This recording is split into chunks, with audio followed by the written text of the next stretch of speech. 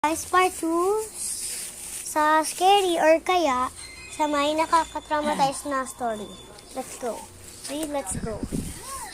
So, sa may inano ko pala, last part ay yung kwento na tungkol sa yung mga rooftop ngayon. So, after na maglagay ng ladder ng mga kuya ko, friend, umakyat sila. Tapos, alam mo naman, may basketball doon dahil isang beses, hinagis ng mga kuya ko yun. Doon. Pero hindi na nila nakuha. Dahil bola yun ng kuya ko, syempre, kukunin na din yun. Kaya lang, alam ko naman na takot ako. Gusto ko umakyat, pero takot ako. Tapos, sila lang daw dapat umakyat. Pero, nung umakyat sila, yung kuya ko naman, may nahawakan siya. Siya yung panganay sa amin, lahat.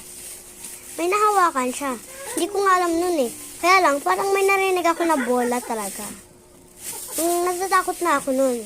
Kasi hindi ko alam ano yung nakikita nun. May pusa. Siyempre, ayoko umakyat dun kasi parang yung allergic ako sa pusa. Ako yung may sense talaga ako na na baka mahimatay ako kapag nakalimot ako ng pusa. Nakalimot mo ko. Tapos, at saka survive na ako.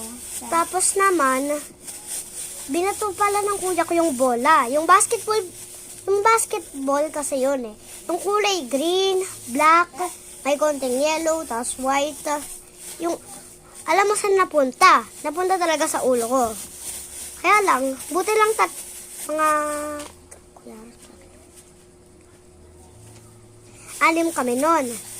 Tapos, yung isang kaibigan nila na matangkad, yung sa 4th floor, buti lang na nakita niya, tapos sinak niya yung ulo ko. Dahil kung hindi, baka may dugo pala. Alam mo mga ganun, di ba? Tapos, buti nga lang wala.